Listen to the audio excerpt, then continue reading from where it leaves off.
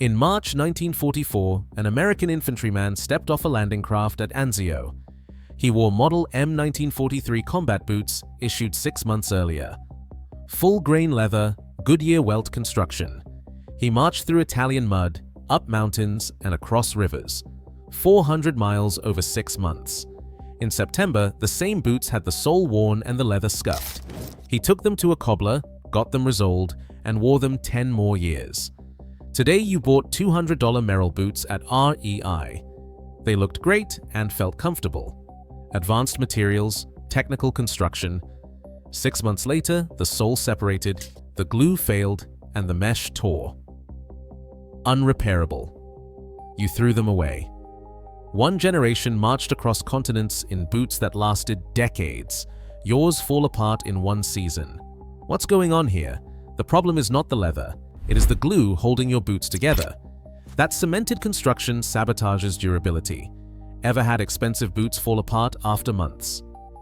What you are about to learn explains why soldiers marched thousands of miles in boots resoled 10 times, while your technical boots die after 300 miles. So let's start with what's wrong with your boots. Cemented construction, glued, not stitched. The sole is glued to the upper. EV, a foam midsole compresses after 300 miles.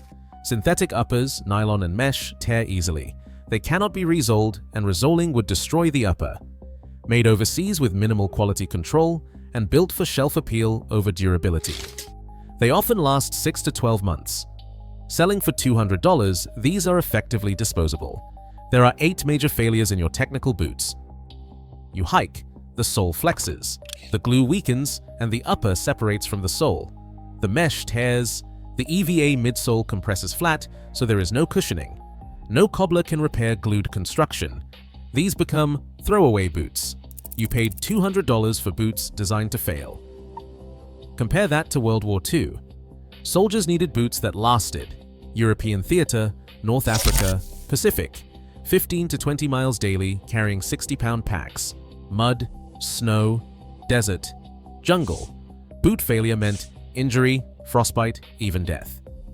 The Army specified construction that endured. Goodyear welt became standard because it worked. M1943 combat boots, jump boots, and service shoes had full-grain leather uppers 3 to 4 millimeters thick. They used Goodyear welt construction. A leather strip was stitched to the upper, and the sole was stitched to that welt, not glued. The boots had a leather midsole and a leather insole, and a rubber sole that was stitched and nailed to the welt. A steel shank supported the arch. Every component was repairable, built to be resoled 5 to 10 times. Leather, strong thread, and nails, with no glue in critical areas. A cork layer between the midsole and the insole molded to the foot, so the custom fit improved with age. Quality control was rigorous. Soldiers' lives depended on it. They wore them daily, all conditions, desert heat, jungle humidity, European mud, Arctic cold, treated with dubbing wax, dried by campfires, leather breathed, it molded to the foot, could be repaired in the field. Unit cobblers carried tools and replaced soles. They stitched leather, boots kept working, daily. Many soldiers kept boots for years after the war. Some are still wearable today, 80 years later. Museums have functional World War II boots, still structurally sound and able to be worn. Leather aged well. Goodyear welt meant unlimited resoling. Simple construction meant easy repair. But it worked. Soldiers completed campaigns in the same boots. They marched across Europe, North Africa, and the Pacific Islands for thousands of miles.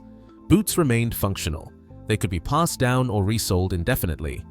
Natural materials lasted. Simple construction endured. Why did they last? The Goodyear welt separates sole replacement from upper integrity. The welt is a leather strip stitched around the perimeter. The upper is stitched to the welt from the inside.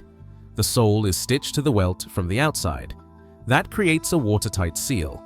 When the sole wears, a cobbler cuts the stitching and removes the old sole, keeping the welt and upper intact. The cobbler stitches a new sole on, and the boot returns to service.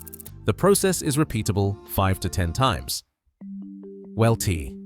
Full-grain leather is the strongest part of the cowhide. It has a dense fiber structure. It breathes naturally and wicks moisture. It gets stronger as it breaks in. Fibers compress and interlock, and the leather molds to the wearer. A cork layer compresses to the foot shape and creates a personalized fit. A steel shank maintains the structure and provides permanent arch support. Full grain. Your $200 boots? Most use cemented construction.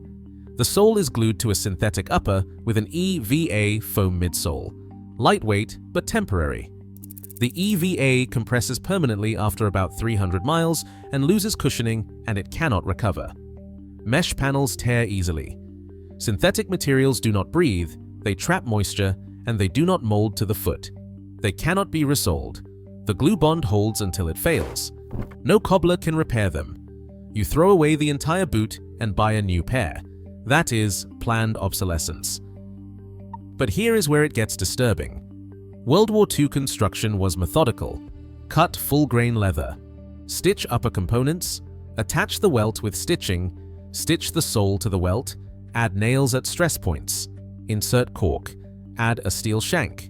Labor-intensive, hours per pair, skilled craftsmen required. The result was permanent. Local cobblers could repair these boots. Built to last decades. Boots improved with age. Modern construction prioritizes speed. Synthetic materials are die-cut by machine. Minimal stitching. Adhesive applied. Upper and sole pressed in a heated mold. Glue cures in minutes. No skilled labor. Factory automation finishes boots in minutes. Cheap to manufacture. Cannot be disassembled. Cannot be repaired. The glue bond is permanent until it fails, and then the boot is worthless.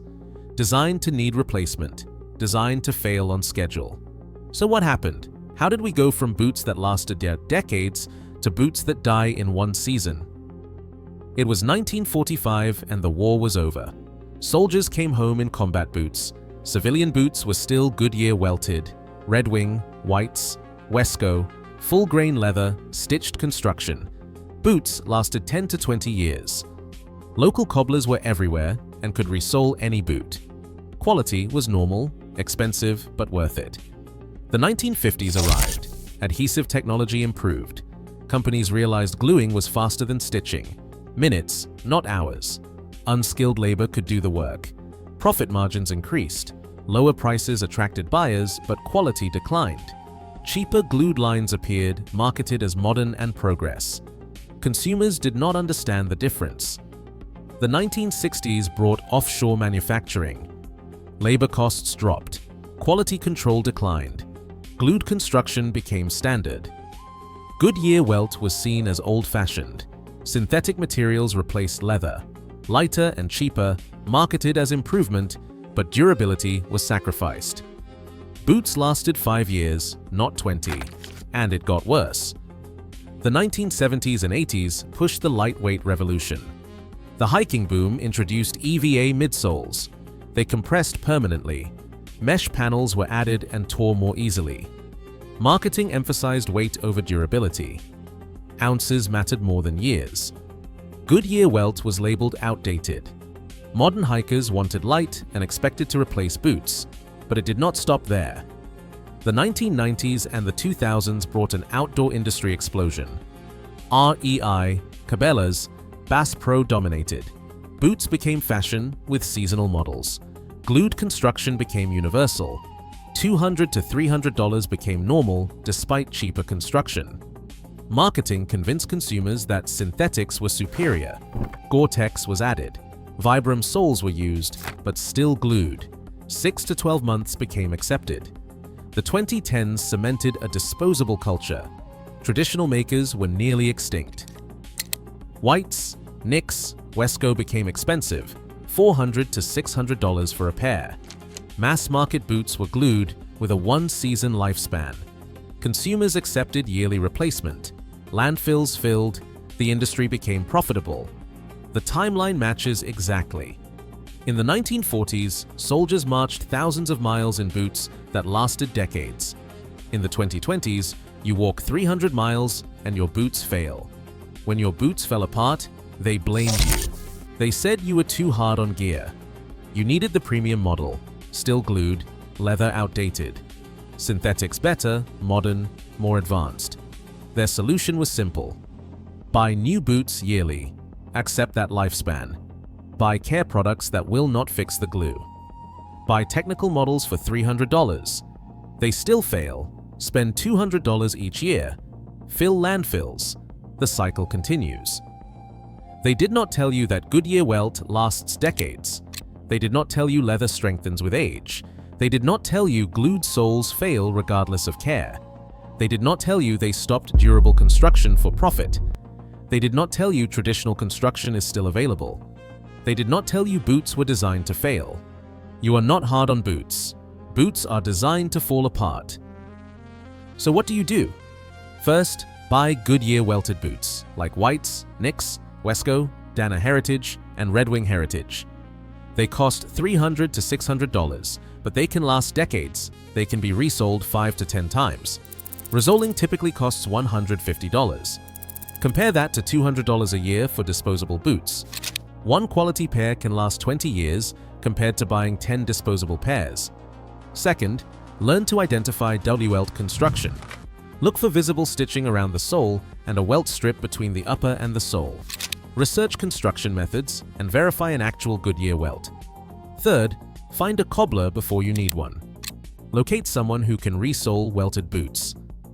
Have them resoled when the tread wears. Do not wait for sole separation. Regular resoling extends a boot's life indefinitely. Fourth, care for leather properly. Use a leather conditioner to prevent cracking and use waterproofing to extend life. Dry boots slowly and brush dirt off regularly. Properly treated leather improves with age. Fifth, stop buying disposable boots. Break planned obsolescence. One quality pair will outlast 5 cheap pairs. Think about the environmental impact of unrepairable boots in landfills. Vote with your wallet. The point is not only to buy vintage military boots. The point is that soldiers marched across continents in boots that lasted decades. You cannot hike 300 miles without the sole separating if the boot is glued. Those boots used stitched construction. Many modern boots fight physics with glue that fails. Every time you buy Goodyear welted boots, you vote against planned obsolescence. Every time you resole instead of rebuy, you reject disposable culture. Subscribe. We're digging up what World War II soldiers knew about gear that lasted. Knowledge that kept them marching. Knowledge that still works when modern boots fail.